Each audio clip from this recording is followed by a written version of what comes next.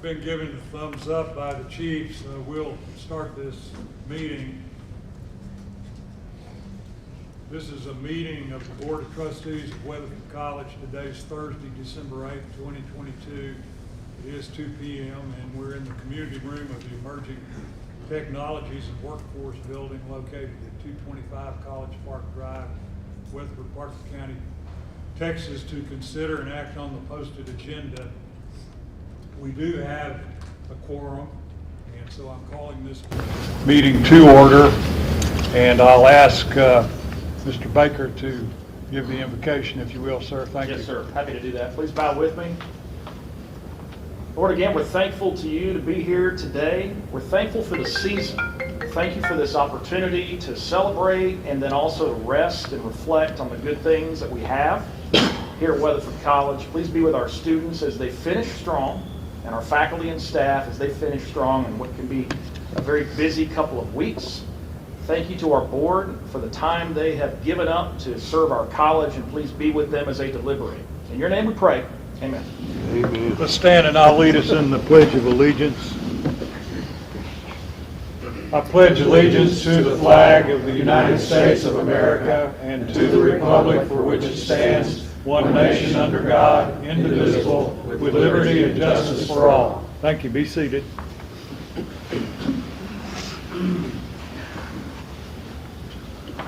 Second agenda item is public comment for individuals not on the agenda. Ms. Worley? We have none.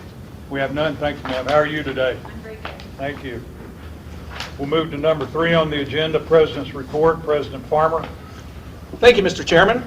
Mr. Chairman and members of the Weatherford College Board of Trustees, I would like to give a few brief recognitions, employee notices, and an enrollment update.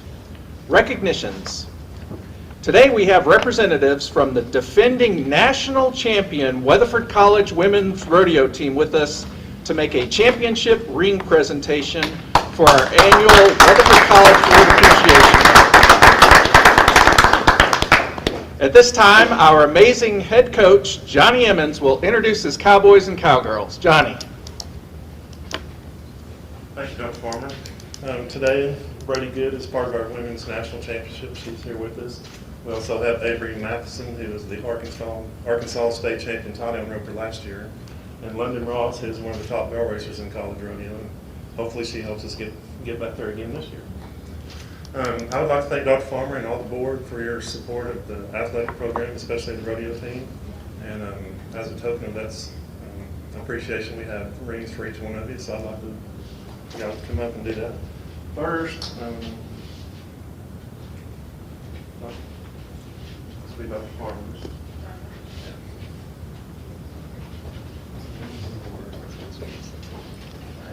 Thank you so much. I appreciate it. Thank you. Then we have one for Dr. Trev Dixon.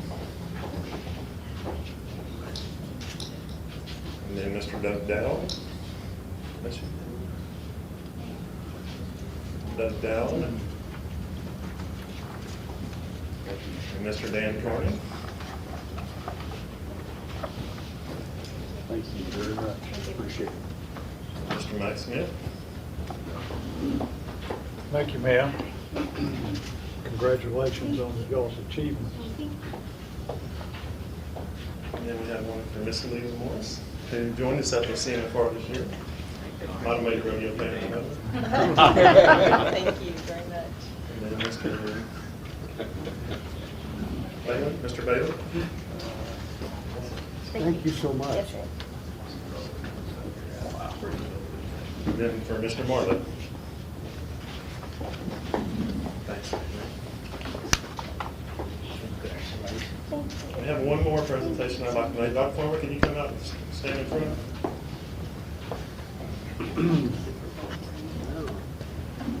Again, we appreciate all y'all's support. I don't know if Dr. Farmer knows this or not, but we had his very own CNFR championship belt buckle.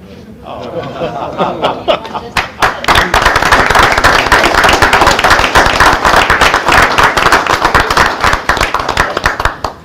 right, thank you guys very much.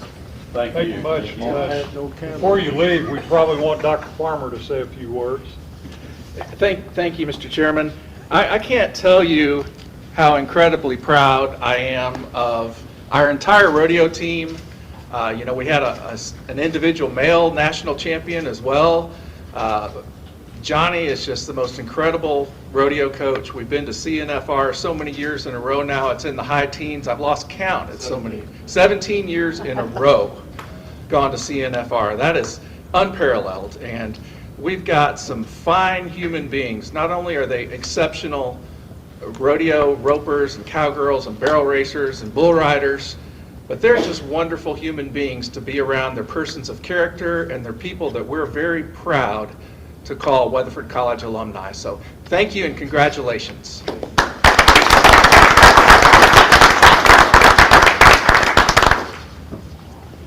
Dr. Farmer, we're on number 3, President's Report. Thank you. Recognitions, congratulations to Vance Christie and his army of volunteers who helped with the recent leadership development events sponsored by the Texas FFA and hosted by Weatherford College.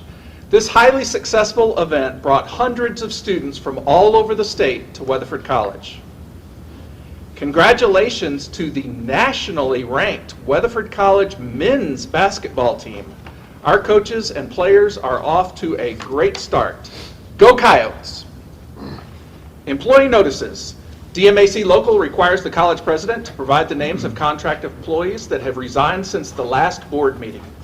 Jessica Killman, a workforce specialist in public safety, has resigned effective 12/31/22, and Lori Marchman, an instructor in physical sciences, has announced her retirement effective 5/31/23. We thank Jessica and Lori for their service and wish them the very best in future endeavors.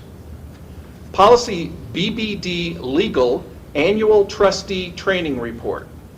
I am pleased to report that all trustees are current on their required board training, with the exception of Trustee G.B. Bailey, who has completed the intense short course training and has 1 year to complete the full day orientation. Enrollment update. Year-to-date enrollment for the spring 2023 semester is currently up 120 students with enrollment ongoing. Mr. Chairman, that concludes the President's report. Thank you, Dr. Farmer. Any questions or comments to Dr. Farmer after that report? Hearing none, we'll move to agenda item number 4, consent agenda and financial reports, A through F. Are there any questions or comments about that, about number 4, before we ask for a vote?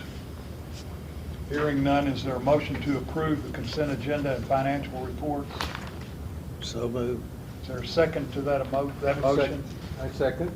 Motion second. All in favor, raise your right hand, please. That's unanimous. Thank you. Moving to number 5 on the agenda, consideration, possible action, financial audit 2020-21-22. Dr. Cantrell, how are you today? I'm good today, Thank you. Mac. How are you?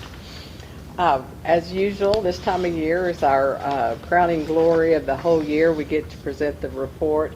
Kathy Williams is here today, partner with Snow Garrett Williams, and she will be presenting it to you all. Thank you. Thank you. How are you doing today, Ms. Williams? I'm good. How are you? Thank you. All right, this is much more formal than your last home, but it's very nice. I love it. Well, So, thank you. I'm going to take you through just a few things in your bound audit reports. I know it's 85 pages of exciting reading that you can't wait to get out of here and read from cover to cover. But I'm only going to go through a few of them because you have other important business to get to. I will be referring to the bound reports that I just gave you. If you're trying to keep up with it on your computers, it's about 3 pages more than what I'll tell you. So, as Dr. Cantrell said, I'm Kathy Williams, partner with Snow Garrett Williams. It's our pleasure to do the college's audit. It's really one of our favorite places to be. It's a joy to work with her and her staff. They're always very helpful, get us the information we need, answer our questions. It's very nice. So we'll start with your audit on page 3. On page 3, you'll see on our letterhead the independent auditor's report. And as this letter states, it's the report on the audit of the financial statements for Weatherford College for the fiscal years ending August 31st, 2022 and 2021, and for the ended as of that date and for the years then ended. And this is a clean or unmodified opinion where it says that these financial statements are presented fairly in all material respects in accordance with generally accepted accounting principles. So that is that clean or unmodified opinion that you as a board want to see. There are also two other opinions included with this report. One of them is on internal control and compliance, because you are also treated as a governmental entity, so that one's in accordance with governmental auditing standards. And then the third one is because of the volume of federal grant funding that you receive. It's called a single audit. And both of those were clean, unmodified reports as well. There were no findings that had to be reported. I'll just point out quickly on the management's discussion and analysis. It starts on page 6. These about 7 or 8 pages, pages 6 through 14. If you really don't want to read cover to cover, this is a really good summary for you, a snapshot for you to take a look at. I'm going to pull out a few items in the actual financial statements, but this is a good summary if you'd like to go back and take a look at that. So we'll start with your financial statements on page 15, where you will find the statements, the first page of your statements of net position, which is like your balance sheet. You'll see there that total assets towards the middle of the page increased from $166.9 million to over $196 million at the end of August of 22. That's an increase of over $29 million from year to year, and it included increases in your current assets, cash and cash equivalents there increased. Accounts receivable had a slight increase. Your restricted cash is also up over almost $4 million. There's a new line item there for a lease receivable that's actually related to this building and leasing some of this building out for workforce. And then your capital assets, as you would expect with all of the growth and all of the improvements that the college has going on, capital assets increased from $79.6 million to over $89 million, and that is net of depreciation. So over a $9 million increase in the college's capital assets. As all of you know, that included buildings and improvements this year, ongoing construction projects. I saw dirt moving on the way over here on the dorm. You have also added technology equipment, medical equipment, and you completed the baseball parking lot. If you'll turn now over to page 16, the second page of your statement of net position, you'll see there that this one includes your liabilities and your net assets or your equity. Total liabilities increased from $106.6 million at the end of August of 21 to $117.7 million at the end of August of 22. So an increase of over $11.1 million. Very little change in your current liabilities, a little bit of decrease. The biggest change here is in your non-current liabilities. You issued new bonds in fiscal year 22 of over $16 million, and then you had regularly scheduled payments that offset that increase. The bottom section of the page, your net position, that is the college's equity, and you'll see there that total net position increased from $61.4 million, or almost 5, to $73,671,676. So an increase of nearly 20% and over $12.2 million. If you'll turn now over to page 18, we'll look at what contributed to that increase in net assets. You'll see here on page 18 the college's statements of revenues, expenses, and changes in net position, again for the 2 fiscal years that we're talking about, 21 and 22. Total operating revenues, the top section of that financial statement, you'll see that operating revenues increased from $22.5 million to over $23.6 million, so about a $1.1 million increase. Most of that is related to federal and state grants, as that grant funding continued to increase for this year. That was an increase of over $4.3 million just on the federal grants. And there's also a decrease in auxiliary enterprises because the 21 year included that increase in fair market value because of the reappraisal of the Carter Ag property. Total operating expenses, the middle section of this statement, you'll see there, and you would expect with your continued growth, you see that your total operating expenses increased from almost $52 million in 21 to $56,146,803 for fiscal year 22. So an increase of over $4,250,000. When you take those operating expenses away from your operating revenue, it results in an operating loss for the year of $32.5 million. But then you have to add back all of the non-operating revenue. Non-operating revenue includes state appropriations, property taxes, another $12 million in federal revenue. There was also a $2 million gift that's included in that number. So your total non-operating revenue, net of, it was net of some other non-operating expenses and interest on your capital debt. When you net that out of there, it resulted in an increase of $44,715,000. So you add that back to that operating loss, and that results in the increase of net position of $12.2 million. So overall, a really, really good year financially for the college again.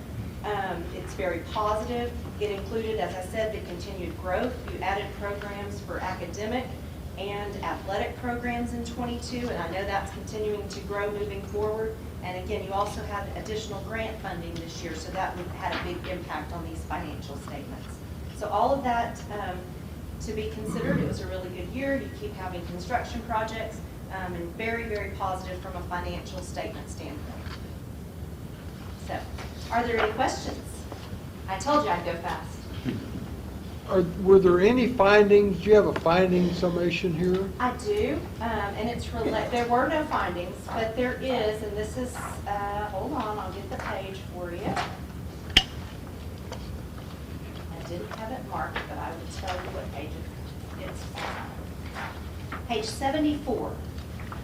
On page 74, you'll see the schedule of findings and question costs.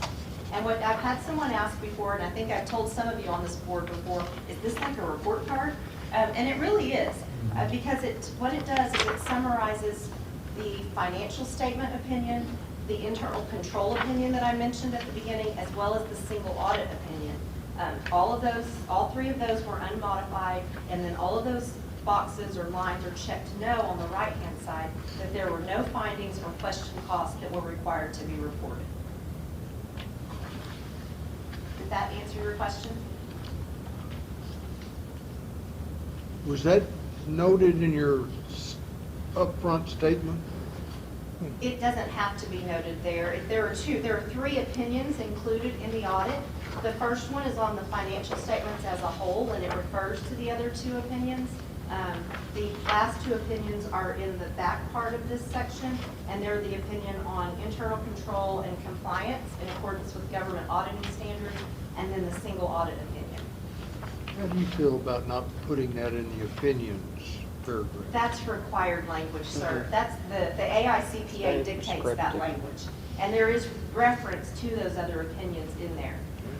And the first opinion just says, it says that the financial statements are presented, I'll read it again, so I don't misstate. And it does refer to those other opinions as well. In our opinion, the financial statements are presented fairly in all material respects, because overall, it's a financial statement audit. And then those other two opinions are related to government auditing standards and single audit, and they are referred to on the last page of the opinion, the other reporting required by government auditing standards. Ms. Williams, can you comment on page 14 briefly for the Sure. public? The economic factors in next year's budget? Yes, ma'am. Yes, on page 14, one of the things, just to summarize, because we're already several months into the fiscal year 23, are things that this board and the college has considered for fiscal year 23. And that includes property valuations are continuing to increase. So the tax rate had you expect more revenue because of that increase in values. Tuition rates increased over 8.5%, so you're going to see continue to see an increase in revenue. And then appropriations remain the same just because it's on a 2-year cycle with the state. And the cost of living. The last one, you provided a cost of living Yes. salary increase of 6% to full-time and part-time employees. Yes, ma'am. So that's impressive. Yes. To be able to do all of those things and just see the growth around here is really tremendous. Yes, ma'am. Any other questions or comments? Ms. Williams, thank you so much. Dr. Farmer, do you have any comments you would like to make, sir? I do want to thank Ms. Williams and Snow Garrett Williams in general for their quality work, and I also want to give Dr. Andrew Cantrell and her entire team accolades for there are a lot of moving parts, and this budget is becoming increasingly complex, and they're doing a wonderful job of managing all of these diverging interests. And so congratulations to you, Dr. Cantrell, and your team, and Kathy, thank you so much for your service. Before you leave, I'd like to ask Dr. Cantrell, I'd like some comments from you. Well, I appreciate working with Snow Garrett Williams. They're always very good to work with. They're patient with us to allow us the time to respond to all of their questions. I have an excellent team at this time. I'm very proud of the team that I've recently, we've had some of them that have been with us a while, but we've added some over the last year and a half that have been outstanding individuals too. Lisa Simons is the controller. She was not able to be here today, but she is operated outstandingly over the last 2 or 3 years. During the COVID was when she was promoted up, and she has worked very hard to meet expectations. So a lot of this is attributable to her, I would say. Well, Dr. Cantrell, I can't tell you how much I appreciate what you have done during your periods here with Weatherford College, and how you, what you bring to the board and to the college is just, it's wonderful, and we're lucky to have you. Well, I'm lucky to be here, and I've enjoyed my job all these many years and plan to continue on for a while, hopefully. Nothing else by anyone? If not, we'll move to the, thank you, Ms. Williams. Really appreciate it so much. Thank you, people. Please, Johnny, you're welcome. If you've got things to do, we understand. Thank you, Johnny. Thank you. We'll move to agenda item 6. Yes, we will need to reports, vote on President that. Farmer. You have to vote. Oh, I'm sorry. Is there a motion to approve the financial audit for 2022 as presented by Ms. Williams and as it is reproduced here in the binder that was passed out to the board? I have a point of question for council. Is it a motion to approve, or is it a motion to accept? Rather than approve the report? They are an equivalency. The audit you accept, we're accepting the budget, you approve the budget. This is an audit. Yep. Okay. Accept. Okay. So I appreciate the clarification for me. I move that we present or accept the audit as presented. Thank you. That's a motion. Is there a second? Motion second. All in favor, raise your right hand, please. That's approved. Thank you. So now we'll move to number 6, reports. President Farmer. Thank you, Mr. Chair. You have been provided in writing your academic and student services update prepared by Mr. Indy and Dr. T for your review. And then we have 3 brief presentations for you today, beginning with agenda item 6B, the WC Honors Program. And we have an entire team with us here today, led by Michelle Burt. And before Michelle gets started, I just want to say that honors programs are typically things that you see at prestigious universities. It's very rare for a community college to have an honors program. And we met as a team and challenged the group to come up with an honors program, and let me tell you, they got after it and created a pilot program that was ready to launch only a couple months after the inception of the idea, and that pilot program went very well. And the following fall, they launched a full-scale honors program that continues to grow and thrive, and we are just exceedingly proud of them. And so, Michelle, the floor is yours. Thank you. Hello, my name is Michelle Bird. I'm a math instructor here at Weatherford College, and then I also am in charge of the honors program with my committee, as well as Anna Nichols, who is our honors advisor. So I'm just going to give some updates about our program growth, and then kind of a highlight of what our students are required to do. Do I control this? Oh. Okay, great, thanks. So, as Dr. Farmer mentioned, our program started in fall 2021, and so we admitted 28 students into the program. There were a mixture of second-year students and incoming students, and so then that was our first program cohort, and then our current honors program cohort that we admitted this semester consists of 33 students, and that is a part of our 28 students, some graduated, and then our new students as well. And this is our motto, Dig Deeper. We are a part of the NCHC, which is the National Collegiate Honors Council. They are a national organization for honors programs that consist of 4-year programs and 2-year programs as well. They have a national conference that I have been lucky to attend the last 2 years to learn, and one day I will present there about our program as well. And this is a picture of our 5 of our 6 graduates for 2022. We graduated 6 students from the honors program. Our graduation requirements are up there. They have to complete 12 or more hours of honors coursework, so that could consist of honors courses. So that's a smaller course with a faculty member that has been chosen to teach an honors course. They have to complete at least 5 hours of community service each semester, so that could be anything from volunteering at their church, volunteering for the school.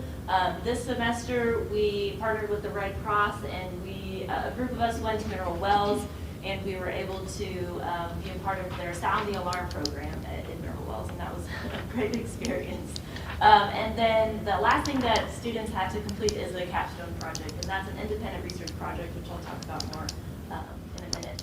But these students completed all of this in an entire year, so that was an accomplishment all in itself to get all of these things completed in 2 short semesters. So we're very proud of them. And our goal, hopefully, for this upcoming spring semester is to have 16 graduates. So we're hoping to at least double that, if not almost triple that number. So we're growing. And then my last moment I wanted to talk about were our capstone projects. You yourself may have completed a capstone project in either your bachelor's program or master's program. But this is something that students do for bachelor's programs in their majors, and so they're kind of getting a taste of it here at Weatherford College. They have to do an independent research project over an entire semester.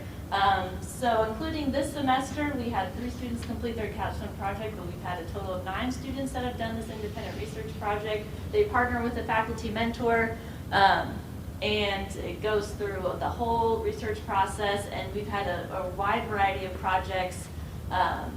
And you can see there, graphic design, history of calculus, World War I literature, athletic training, some bit of electrical engineering. So, and some of this, and I think my favorite part is that students get to choose their research project and the topic that they do, and some of them, it's just something that they enjoy learning about. And so it may not necessarily apply to their major, but they're interested and they enjoy doing research about it. So that's all for me. And I would like to thank a few people, especially Dr. Farmer for getting us started, VP ND for all of his support, Dr. Ebay as well for his support, Debbie Alexander, she supports me administratively, Anna Nichols as our advisor, and then I have an honors committee as well full of faculty members that are just superstars, and all of our faculty and staff that have taught honors courses and hopefully future honors courses. So, thank you.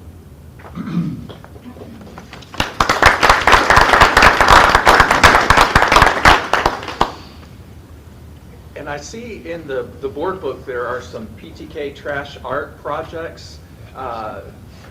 Is that part of this presentation? Yes, sir. Okay, are you up next? Who is going to speak to that? Okay. Thank you. Well, my name is Sharon Johnson. I'm the Criminal Justice Coordinator here and Department Chair for Public Safety. I'm also the Phi Theta Kappa Advisor, and then Tidwell helps me as well. There she is. She's hiding behind me is what she's doing. So we're thankful that you wanted to hear a little bit about Phi Theta Kappa today, and we wanted to give you a few of our statistics and a little bit about what we're about. So our mission statement is, the mission of Phi Theta Kappa is to recognize academic achievement of the college students and to provide opportunities for them to grow as scholars and leaders. The students we're looking at to be members, that they completed at least 12 hours toward an associate degree, so that can include dual credit students in high schools, and then at least 6 hours of a one-year certificate. So even workforce people can be part of Phi Theta Kappa. And then we need them to have a minimum GPA of 3.5. These are just some stats that I think are very interesting, and the main one is that if you look at the 91% completion transfer rate, so PTK tracks this, so 91% of students that are members of PTK either complete their degree at a community college or they transfer and are successful completers at a transfer college at a 4-year university. So that's pretty impressive. The other thing that I think is of note is our average GPA on our students is 3.6. And we just invited around 800 and something students to be PTK members based on the last grades. So those, and a lot of them have 4.0. So very commendable of our student body, and we're thankful that we can help those students achieve, especially to transfer to other colleges. And I just wanted to highlight some of the benefits. Some of these are the thing that attract these eligible students to actually join and accept their membership. So scholarship money is a big incentive to these students. They do pay an initial membership fee, but then they gain that back so quickly, and even more than what they've initially invested financially, with all these scholarships that they now have access to. So many students will receive a transfer scholarship at another institution just for being a PTK member. Another benefit to these students is that they're able to attend different leadership training and networking opportunities where they can learn from other PTK members and other PTK officers as well. We offer letters of recommendations to our students, so whether that's for them applying for a program or maybe applying for a job, we always support them in their endeavors, so they receive that from us. And PTK is also a designation on their transcripts. As far as our events that we've completed this fall, I have those listed here. We conducted orientation to just get all of our new PTK members on the same page. We had an induction ceremony in November where we welcomed, officially recognized 10 new PTK members. And our total PTK membership for this fall was 432 members, new members. And then kind of our main projects that our students led and worked on this fall semester would be the Honors in Action project. So that was a project headed by PTK, and the students select a specific project that they want to complete. The project that our officers agreed on was the trash art contest. So I believe you have a handout highlighting the winners of those categories. Our student officers applied for an Honors in Action grant for the amount of $1,000, and they received that. And that grant money was used to honor these awardees in all the different categories for the trash art contest. Another project that they're working on currently and will continue into the spring semester is the college project. And this is more of a research opportunity for our PTK students. They are conducting research to basically hear the voices of our current students, to compare and highlight the benefits of selecting a community college over a 4-year university. And from the research that we've gathered so far, students here at Weatherford College state that they chose Weatherford College over other institutions because of the affordability, the small class sizes, and the caliber of the academic programs offered here. So that was really good feedback, not only for our current students to hear, but to share with you all. Some other student events that we've had, we like to support other current events that are going on. So we hop on to CORE, and just to help spread awareness of PTK, and then several different student life events as well. So we wanted to thank you for your support for our students. They're growing as leaders through PTK and exercising their research and academic skills. So thank you again for your support. Thank you.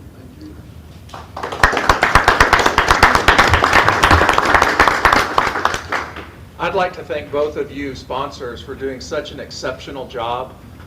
The growth and success of PTK, beyond the things that you've mentioned, has also played a role in the recent surge of our Success Point funding from the state and our weighted contact hour funding increases. And so there's some tremendous financial benefits for the college as well, along with all of the benefits that you mentioned for the students. I want you to know I'm PTK, my children were PTK, I know several of our trustees are PTK, some of our former trustees were PTK, so we are very proud and supportive of all of the good work that you do. And I see we have Dr. McBride up next. Thank you. Hello, I am Dr. McBride, and my partner for NSLS is Dr. Tawana Basu, who cannot be here with us today. But we thank you for taking the time to learn a little bit about the National Society of Leadership and Success. We are a fairly new chapter here. The NSLS was founded in 2001, but came to Weatherford College in 2021 at the behest of Dr. Alexander Ebay. Our purpose is helping other individuals discover and achieve their dreams, and that's really what we want them to learn through this organization. Right now, NSLS is one of the largest leadership honor societies in the United States, with over 700 plus chapters and over 1 million plus members. And we want to build leaders who make a better world. We have had 526 members who have joined since our inception of 2021. 82 of those members having been inducted at this time, and we expect that we will have 40 plus members that will be inducted in spring of 2022. That were inducted in spring of 2022. Our motto is stay close and go far, start today and lead tomorrow. We offer so many things with NSLS benefits that the students can look forward to. We have live speaker broadcasts, and we've had an impressive list of speaker broadcasts. Everybody from former presidents, such as former President Bill Clinton, Barack Obama, George Bush. We've had Sheryl Sandberg from Facebook. We've had so many people that students have been able to connect with and learn from. We have a large international network, leadership certification. They can go back and watch some of the really enlightening previous broadcasts. We host an online job bank, which is crucial for students in days like today where they are wanting to kind of get ahead. We have scholarships and awards that students can get a part of that if they'd like to. They can apply for those. We even had a student last semester that did receive a scholarship through NSLS, and we were very excited for that student. So there are many tremendous things that NSLS does for them, but how we differ from other honor societies is that students have to be inducted into the honor society by completing a series of events. And so students start out not only by receiving the invitation based on the hours that they have completed and their GPA, but once they decide to join us, they have to do an orientation, a leadership training day, 3 Success Network team meetings, and they have to attend 3 speaker broadcasts. And it's through all of those objectives that students learn what it takes to become a leader, to be a leader, to help others see the best in themselves and be able to lead with confidence. So we are so excited that students are willing to take these steps, willing to be a part of something like this so that they can broaden their horizons. We also offer executive board opportunities so that they learn how to sit on a board, delegate, and look at different responsibilities and budget for things that they would like to do. We feel that's important. And through that, we can offer them letters of recommendation for the things that they have done. We have other regional and national events that they can take part in where they are part of a larger discussion.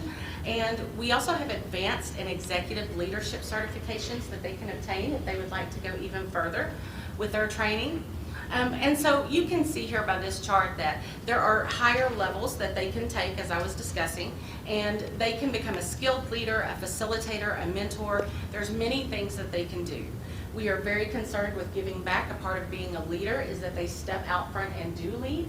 So we do expect our students to help out with things on campus, and they gladly do so. They've participated in Safe Halloween. We are doing a food drive for Coyote Closet and things like that at this time. And they just love serving with campus and community needs. And we look forward to growing that as we grow this organization. Students that have joined the NSLS have reported that they have better study habits, much better than they did prior to this, and that they have learned new techniques. They say that their on-campus life, off-campus life, life at work, like life with colleagues, life with other students, has actually become better due to their participation with NSLS, because we kind of make them work together, and that's part of teamwork and building. And a lot of them attribute their overall college experience and outlook to be a much brighter now, because they have this new confidence and this new self-esteem, especially when it comes to being a leader, because so many people want to do it, but they are afraid to step out. And so we are helping them engage in that.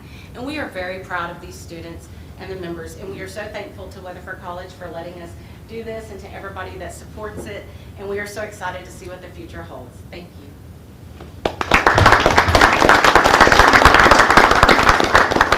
Thank you, Dr. McBride. And as you can see, in addition to all of our new academic programs and our bachelor's degrees, we also have honor societies and an honors program for our students to get actively engaged in academics. So thank you all for all of your exceptional work.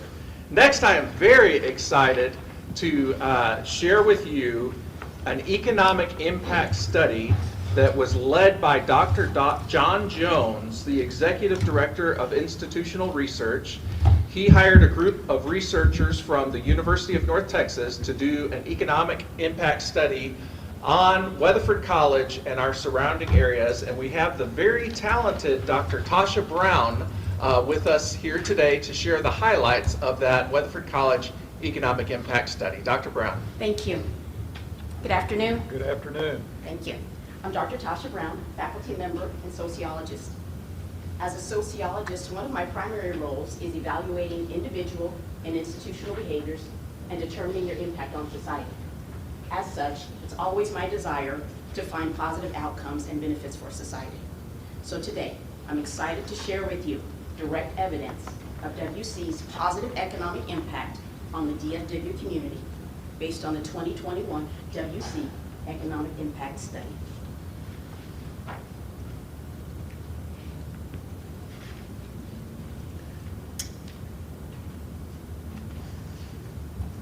Thank you. The 2021 study was completed by the Economics Research Group at UNT, with results published in October of 2022. The purpose of the study was to measure overall economic impact and is based on audited financial statements provided by Weatherford College. Additionally, self-reported data was provided on student enrollment and athletic activity. Although the study focused on identifying and measuring the economic impact WC has on the North Texas economy, WC undoubtedly has worldwide impact via globalization. The 2021 highlights are based on primary economic activities. In 2021, WC generated $139.3 million for the North Texas economy, along with supporting over 1,100 jobs. WC generates over $12 million in federal tax revenues, over $5 million in state and local tax revenues, and generates $4.6 for every dollar provided in state and local appropriations. Funds associated with ancillary activities totaled over $213,000. As previously mentioned, WC generated revenue in excess of $139 million. The largest portion of revenue came from direct spending, which totaled over $69 million, followed by indirect spending at almost $28 million, and induced spending at almost $42.5 million. Ancillary economic impact was not considered in these calculations because primary economic activity was the source of the data. Self-reported data is likely highly subjective, thus the reason it was not included. The pie chart reflects economic impact stimulated by economic events. As you can see, the areas considered were lodging, food and beverage, shopping, entertainment, and transportation.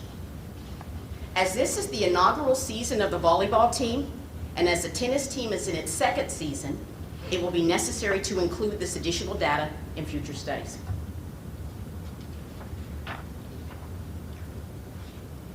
As I close, a few thoughts and recommendations.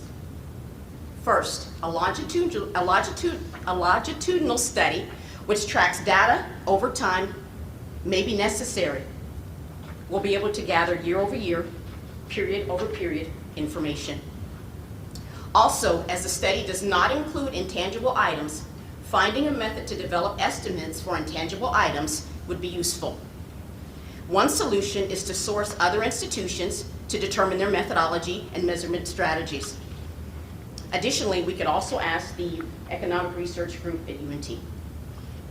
Finally, inclusion of fine arts events as part of ancillary impact is also recommended.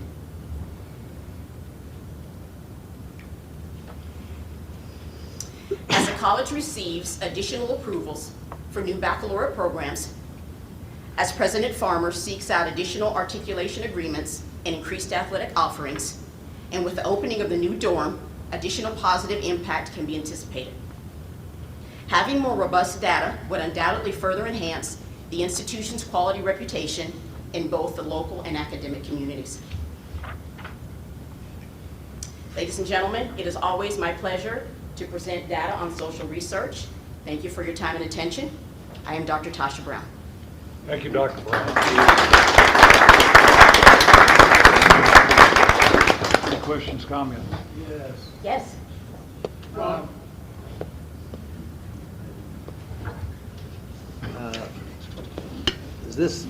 This is talking about Weatherford College, Weatherford, Texas. How much does the campus at Wise County and the students there, how much do they make up of this study? According to the report that I have, there is no division noted. It's just considered Weatherford College, it's an entirety. So was data collected in that area as well? Yes. As one singular unit. Anything else, Dr. Marlette? No. You know, I think sometimes we forget, a great report, but not only does a college like this greatly contribute to the standard of living and quality of life that we all enjoy in this community, but it's a big economic driver in this community. I mean, you look at university and college towns, they're great beneficiaries of activities like this. Sure, and I think that is where we see a significant impact in the indirect and induced spending, which is why I also provided one of our recommendations that at some point, maybe we can include the fine arts production as part of the ancillary impact. Do you intend to give this report to anybody else besides? Well, actually, I would like to have a discussion with President Farmer. I'm a part of a council here in town, and I would like to be able to share these results with him, contingent upon his approval. Approved. Well, I think that if this could be shared with, say, I'll pull out, say, the Lions Club at Absolutely. in Decatur Sure, I'm in agreement with that. and Bridgeport, it would be good. Dr. Brown, how many hours were actually spent? Can you estimate spent to get this data and go through all the different areas that were involved in your study? Sure. One of the challenges of presenting someone else's research when you're not a part of that is that you don't know necessarily all of the specifics. What I can speak to is the fact that UNT and their economics group is rock solid in terms of their methodology and their data collection methods. As I also mentioned, the majority of the data was provided by WC based on the audited financial statements, which we heard about from Ms. Williams, I believe. So that once we receive data, it's easy to put it into a processing system and then return the numbers and move forward from there. Any other questions or comments? I would like to thank Dr. Brown. You've done an exceptional job. You're such a good presenter, but I would be negligent if I didn't also thank Dr. John Jones for his work in collaborating with the University of North Texas on this project. Both of you have done a tremendous job, and thank you for your service. Thank you.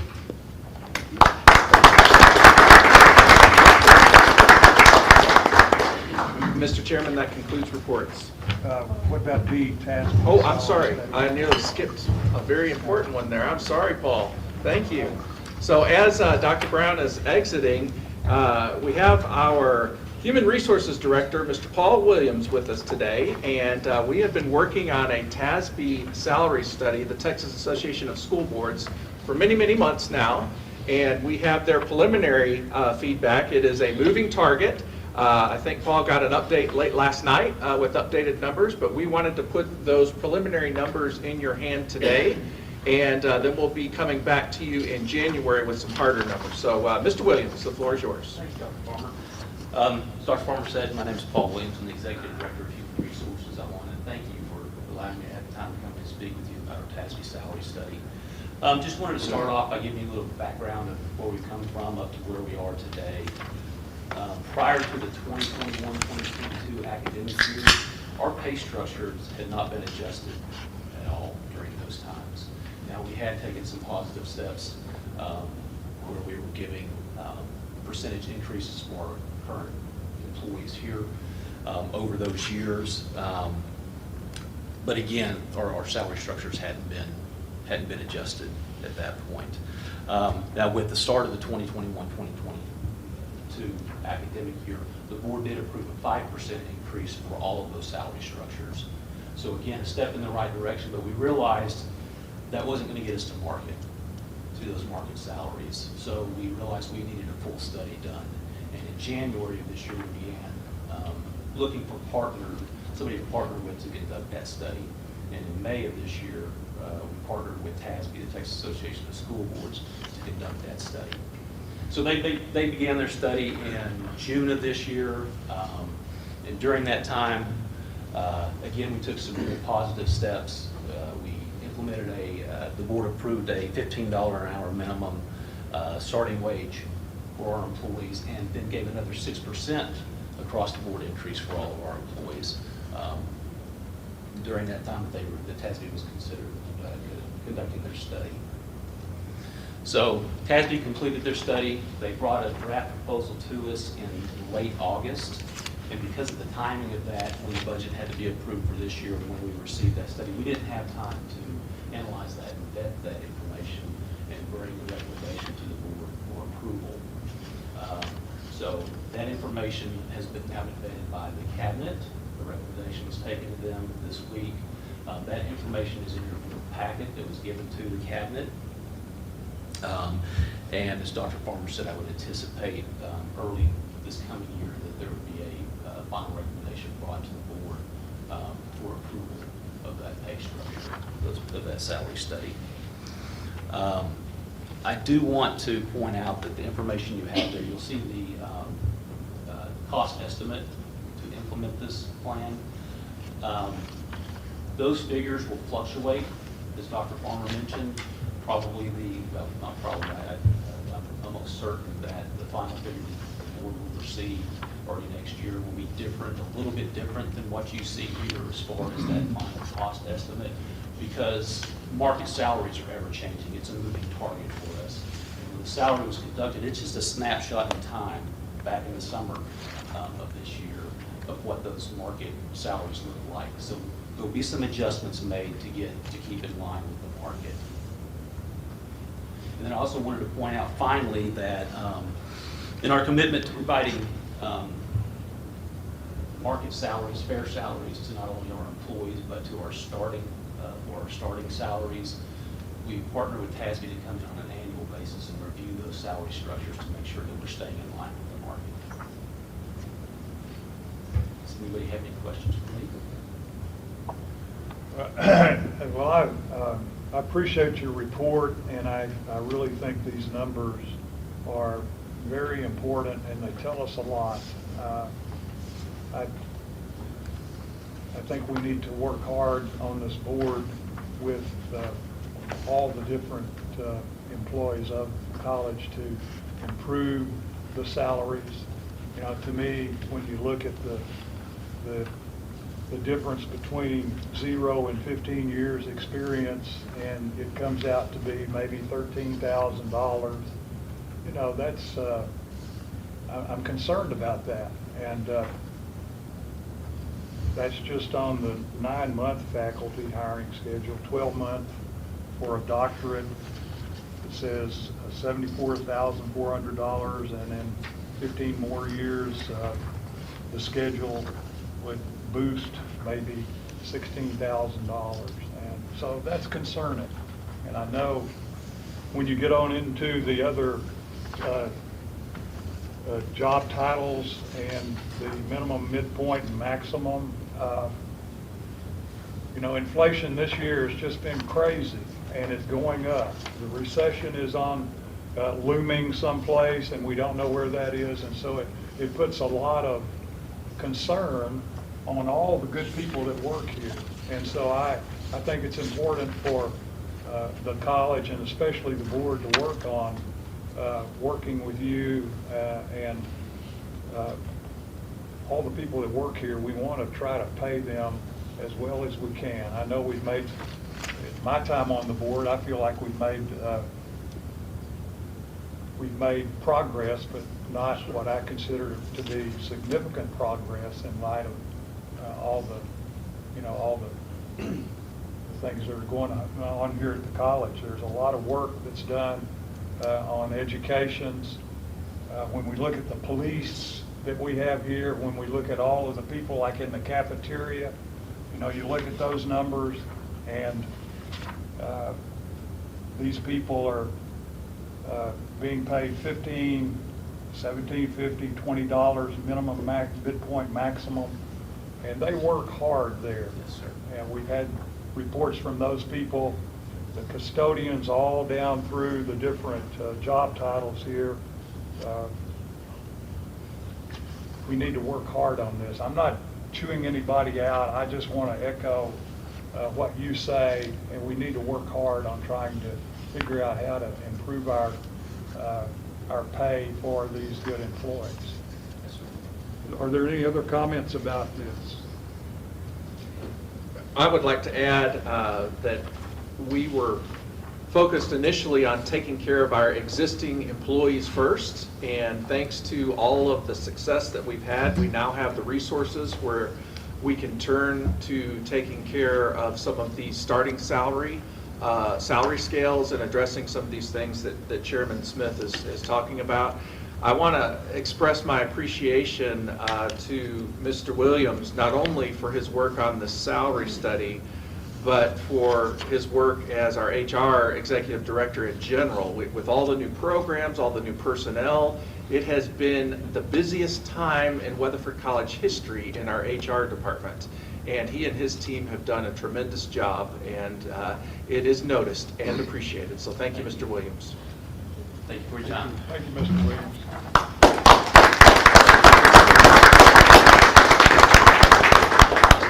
Now we're finished with reports. Thank you, Dr. Foreman. We'll move to number 7, agenda item number 7, announcements. Mr. Baker? Yes, sir. Thank you, Mr. Chairman. We do have several events to round out this week, and then we get a break. Tonight, as you know, we have our employee awards dinner out at the Springs at 6:30 this evening. And then tomorrow, we have the President and Trustee Holiday Reception. That's at the Nan and Bob Kingsley Building. That will run from 10 a.m. until 2 o'clock. Come and go for all of our employees here. And then we come back after the holidays, and we have a home basketball game on January the 7th. And then we get right into conference play with our basketball teams and headlong and all the other activities. So those are our upcoming events. Thank you, Mr. Baker. Mr. Chairman, can I make one comment? Yes, sir, please do. The radio station grand opening was a great event. I much enjoyed attending and celebrating that event, and it turned me on to listening to 102.5. And unfortunately, the first thing I listened to was our chairman advertising his law firm. That was all right. I got through that. But We take Great. sponsors of all breeds. Absolutely. We don't care. We're not gonna tell you no. I mean, But it's a great radio format, and I've enjoyed listening to it. It's great. Thank you A very lot much. of Elvis music. I'll pass that on to Dave. Thank you very much. thank you to some extent on. Minimally. Yes. To some extent. Thank you. All right. We'll move to agenda item number 8, closed session. At this time, we will close the public session and go into our closed session. We'll report there in about 2 to 3 minutes, and then when we get finished there, we'll come back in and resume the public meeting. Thank you.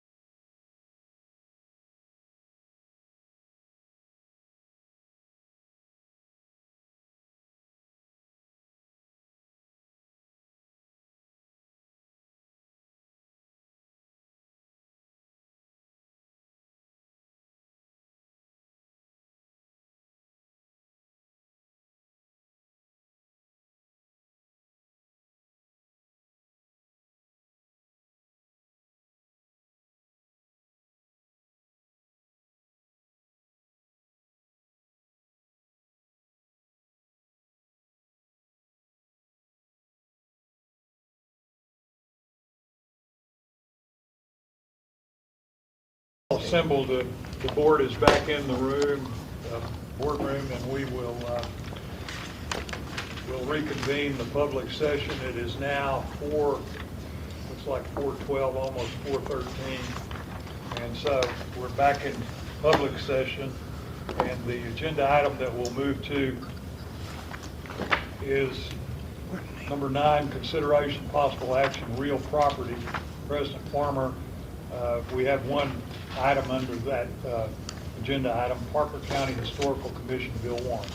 Yes, Mr. Chairman, we are honored to have Mr. Bill Warren with us here today, representing the Historical Society, and he has some valuable information that he wants to share with us about a treasure that Weatherford College owns out at our Carter property.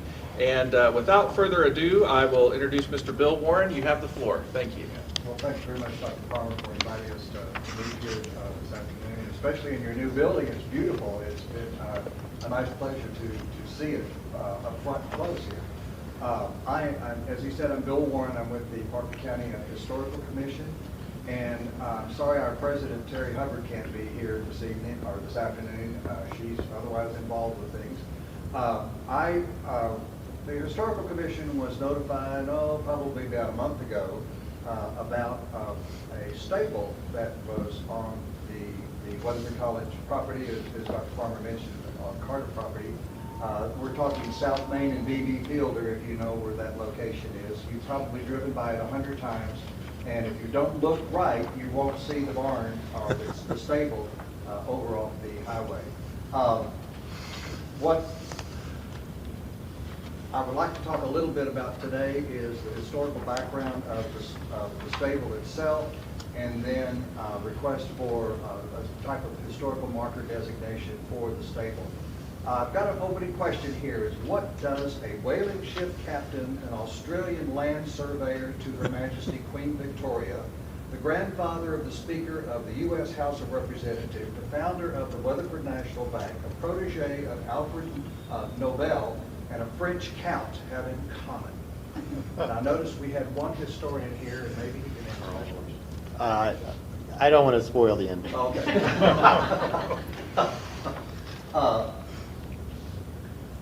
They all have in common 29.7 acres of abstract 1822, which is an odd little piece, a triangular piece of land on which the stable sits, which was part of 650 acres that the state of Texas gave to the International and Grand Railroad, Grand Northern Railroad.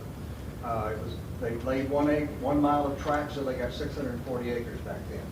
It was part of the Hiram Swain. Probably some of you, if you're familiar with City Greenwood Cemetery and what they call the witch's tomb there, the mausoleum, that is where Hiram Swain and his daughter, his adopted daughter, are buried.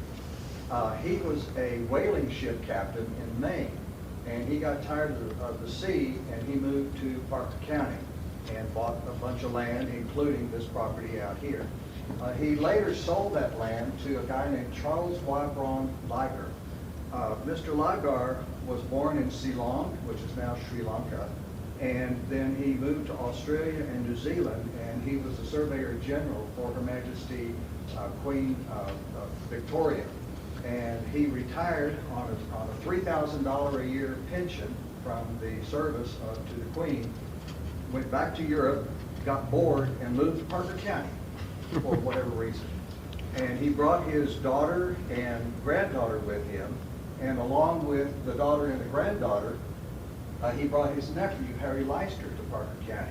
They lived on the property out here 2 miles south of the courthouse. Well, Mr. Leister marries into the Crowder family, if you're familiar with the family histories of Parker County. They moved to New Mexico. He had an engineering degree from Heidelberg University.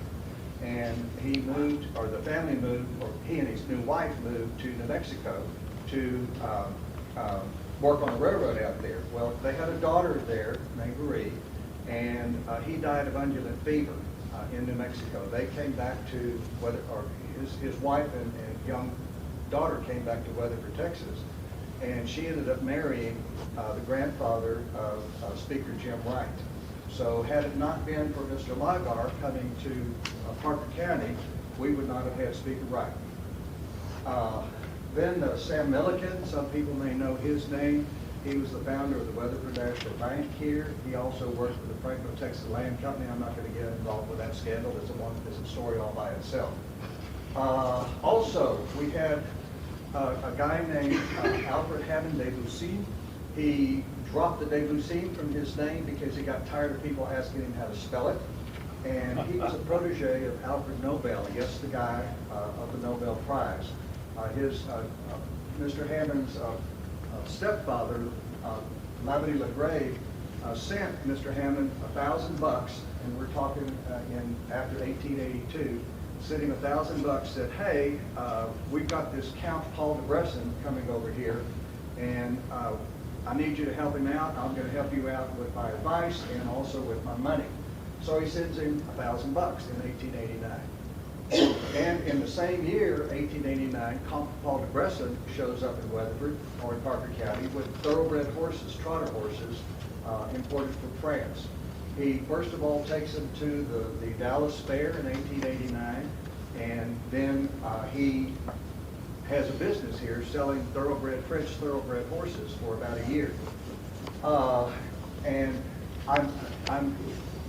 it's pretty apparent if you've got the good doctor sending you $1,000 and saying, hey, this Count is coming here and he's going to be selling thoroughbred horses, that we need a stable. Well, that's at the same time this was going on, there were two French stonemason brothers who were here in Parker County. They were responsible for our current courthouse, which was 1884 to 1886, and then also the Methodist Church that's on South Main. They were also the stonemasons for that church, as well as several other, Kaufman County, Palapano County, Lampasas County. And I've got a picture of this barn here in a minute here, but there are 3 such barns in Parker County that I'm aware of at this point. Now, the courthouse has a historical marker on it, doesn't it? Yes, sir. And the Methodist Church. Yes, they Okay. both have All right. registered Texas Yeah, historical and landmarks on them. Same masons and construction, Yes. correct? Yes, go Yes. ahead. But anyway, there was one, it was just torn down except for a wall, was on North Main. This one that is on the Weatherford College property, and then this third one that's on the Moncrief Ranch, when you're going out 171 on Bear Creek Road, you can see it off to the left. The Moncriefs has done an excellent job, from what I've seen recently, of putting a new roof on it and taking care of that particular stable. But they're unique, and because they have these little bitty windows in it. Well, hey, you're in Texas. You know an animal can't live. You know, it needs some air. So that is what is unique about, what stands out about all of these stables is these small little windows on it. I put Mr. DeBuford in here. It's very interesting. Even though they're father and grandson and son, if you notice, all of the names, last names are spelled differently. His children had 2 other spellings of the last name too.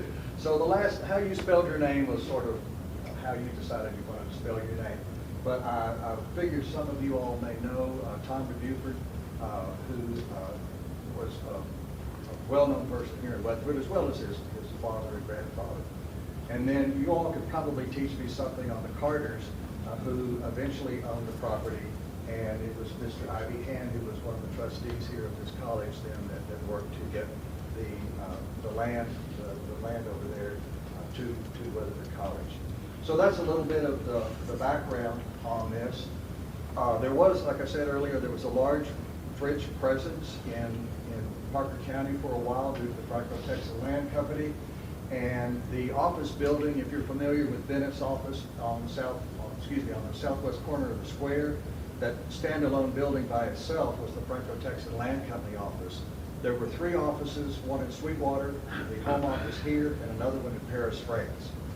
So that was one of the reasons for the French presence here, because of the default on the bonds that the state of Texas backed for a railroad. They could come over here and cash in their bonds and get the land. So, or they could sell the bonds, one or the other. So it had to have been built in 1889 because DeBresson brought his thoroughbred horses over here, was showing them at the World's Fair. I've got newspaper articles where he had Frenchmen come over here and visit with him, And he even went on a hunting party. The hunting was very good in Parker County at that point in time. This is one of the ads that was in the Weatherford Constitution, November of 1889. Paul DeBresson advertising his thoroughbred horses for sale. I found little articles about, hey, we've got a new set of horses that are come in from France that the best trotters in the world. This is a new breed for Parker County unknown in the United States. I'm going to switch a little bit here. What we're hoping for is that we could put a registered Texas historical landmark marker on the stables. There are two types of markers, of historical markers. One is what they call a subject marker, and one is called a registered Texas historical landmark. The difference between the two, historical marker, you can pick the building up and move it, do whatever you want to with it. The registered Texas historical landmark, it does have some means to say, okay, wait, before you do anything to that building, let's talk about it a little bit. It doesn't really, as I have discovered, unfortunately, in the world of historic preservation, it doesn't prevent, but it at least gives us a chance to have questions about preserving the building in some form or fashion. So those are, we're hoping, and with a registered historical landmark, you do have to have the permission of the landowner to have one of those types of markers.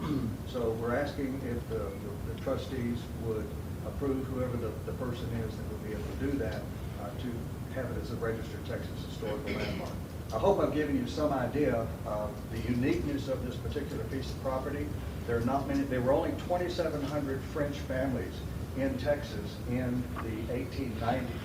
So the fact that so many of them were here in the Parker County area and in Weatherford is unique in the state of Texas. Let's see. So the other thing, the building is in excellent shape. The walls are about 1.5 feet thick on that building. It is about 18 by 81 foot. It's about 30 feet tall. It's got a huge, tall, high-pitched roof, and some of the tin and the metal is coming off of that roof. So we're looking also for approval to begin some sort of repairs or restoration on the building. Since we are with a nonprofit organization, then we would have to work through some sort of a nonprofit organization to do the contracting for that. But we would like to see the building, first of all, dried in, I guess is the term, and then the windows and the roof replaced and restored. There was also apparently, and I will switch to the last slide here. This is a picture of the stable today. You can see the couple of spots where the tin on the roofing has come off. But you also see right in the front between the two floors, those dark pieces of wood, there was apparently a little shield or an overhang that came out over there so the animals could get out of the Texas sun in that. So this is the building today, and that is why I'm here, is just to let you all know what a gem you have, because it is, as I said earlier, an extremely unusual building, not only for this area of North Texas, but also for the whole state of Texas. We are looking to preserve it for the longer term. And one of the other considerations is you always want a building, how is this going to help, how is this going to be economically viable for in the future? What is its use going to be in the future? And I would see something like this as a teaching facility in some form or fashion, or other than just an historical building, but something that could be incorporated with the agricultural aspect of the school here and the land that it's on, that can be used for something from the curriculum of the school. So I'm just going to throw that idea out. I'm sure that there are a lot of other ideas regarding what its usefulness may be that would be for further discussion. But the immediate situation is to begin the designation process and to keep the building from deteriorating anymore. The historical marker process, it opens March the 1st, so an application cannot be done until March the 1st. And we already have people that are looking to write up the information to apply for the marker. Marker is, I think the latest one, they're $1,800 a piece to get the full marker and $100 for an application fee. So it's really a nominal fee to get the marker in. It's probably going to be about a 2 to 3 year process before the marker is actually set up. It's got to go through the whole state procedures. So that's what I have here, and if there are any questions or any comments or discussion about it, I'll try to answer them. Is that a freestanding marker or one attached to the building? It would be a freestanding marker. You can have them both ways, but I would prefer not to put any, because it's a stone building with mortar in it, I would prefer not to put a marker in the building itself. Any questions or comments? I did see that it has to be in sound working order in order to get that designation. Is that something we would have to repair the building and then they would grant the marker? What it says is it's in good condition. Okay. I have walked the building. I've been in the upper floor. There is nothing rotted in the upper floor. There's some rotted in the. I'm overdoing it. Whoop. Push the wrong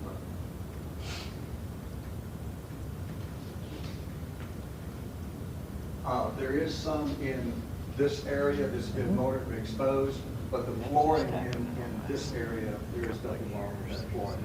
So I think if we stop the further deterioration of water coming in, that will be passed with the state itself.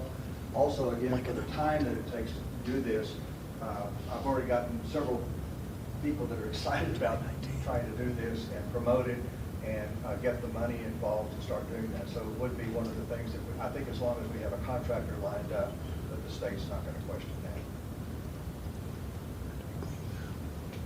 Any questions or comments? Make it a really good museum someday. That it could be. It has. I think that's part of the discussion in the future is what would be the best use for it. Well, Mr. Warren, I want to say personally that I really appreciate you coming here today, and you didn't talk much about how much work the Parker County Historical Commission does and all the different projects they've handled over the years, and how hard you and your commission members work to deal with these. I promised it to be short. Well, I think it was short, and I appreciate your preparation here and what you're doing, and well, thank you very much. Again, what we're asking for now is just the Yes, sir. ability to begin preserving on it. Yes, sir.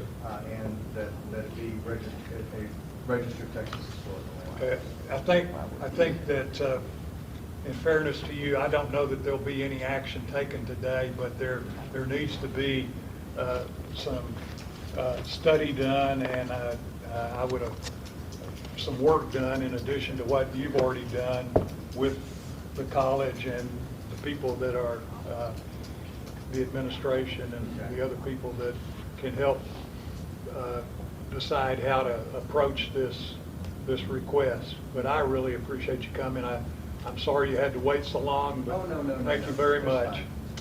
All right. Well, thank you all very much. Thank you for being here.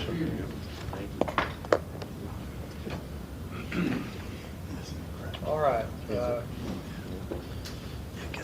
Consideration possible action on number 9. I take it there's no motion today to do anything beyond what the presentation was. Is that correct? I don't want to overstate that. Okay. So, consideration possible action on real property beyond what's on A. I'll turn to you, Mr. Curley. Do we have any other, do you want to take up the Community Christian Church conveyance resolution today? I do, please. Okay. I'm going to kind of frame a motion that will kind of outline what the issue is about here. The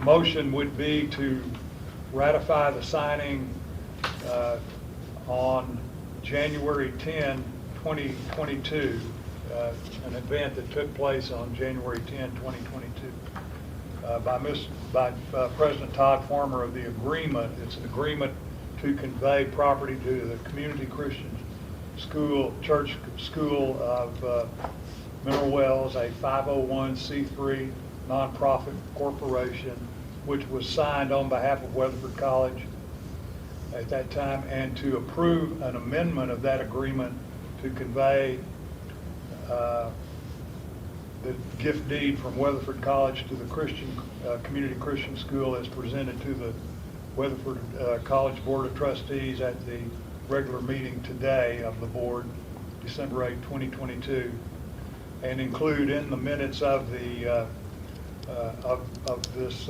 motion as an exhibit, and further to authorize the signing of an amendment by President Todd Farmer and Chairman Max Smith on behalf of Weatherford College.